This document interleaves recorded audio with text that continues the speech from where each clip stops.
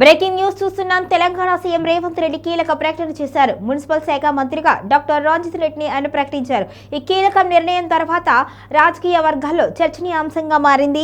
Telangana CM Revanth Reddy కీలక ప్రకటన చేశారు. మున్సిపల్ శాఖ మంత్రిగా డాక్టర్ రంజిత్ రెడ్డిని నియమిస్తున్నాము అని స్పష్టం చేశారు. ఈ వ్యాఖ్యలు రాష్ట్ర రాజకీయ వర్గాల్లో ఆసక్తిని రేపుతున్నాయి. మున్సిపల్ పరిసరాలలో సంస్కరణలు తీసుకురావాలి అనే లక్ష్యంతో ఈ నిర్ణయం తీసుకున్నట్లుగా సీఎం వెల్లడించారు.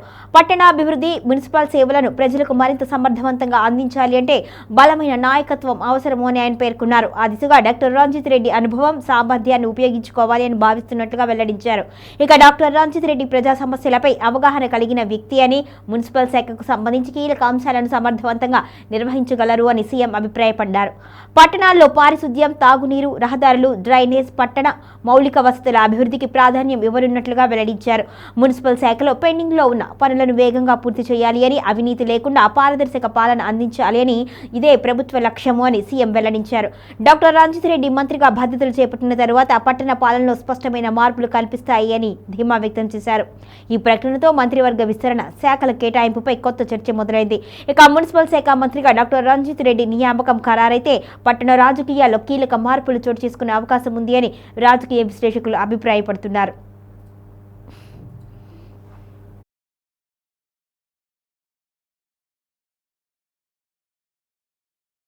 మంత్రిగా వారిని ప్రతి మున్సిపాలిటీలో ప్రత్యేకమైన అభివృద్ధి కార్యక్రమాలను తీసుకొని రంజిత్ రెడ్డి గారిని ప్రత్యేకమైన బాధ్యత ఇచ్చి మున్సిపల్ మంత్రిగా వారిని పెట్టి ఈ చేవెళ్ల పార్లమెంటు నియోజకవర్గంలో ఉన్న ప్రతి మున్సిపాలిటీకి ప్రత్యేకమైన నిధులు ఇస్తా, ప్రతి మున్సిపాలిటీలో ప్రత్యేకమైన అభివృద్ధి కార్యక్రమాలను తీసుకొని రంజిత్ రెడ్డి గారిని ప్రత్యేకమైన బాధ్యత ఇచ్చి మున్సిపల్ మంత్రిగా వారిని పెట్టి ఈ చేవెళ్ల పార్లమెంటు నియోజకవర్గంలో ఉన్న ప్రతి మున్సిపాలిటీకి ప్రత్యేకమైన నిధులు ఇస్తా, ప్రతి మున్సిపాలిటీలో ప్రత్యేకమైన అభివృద్ధి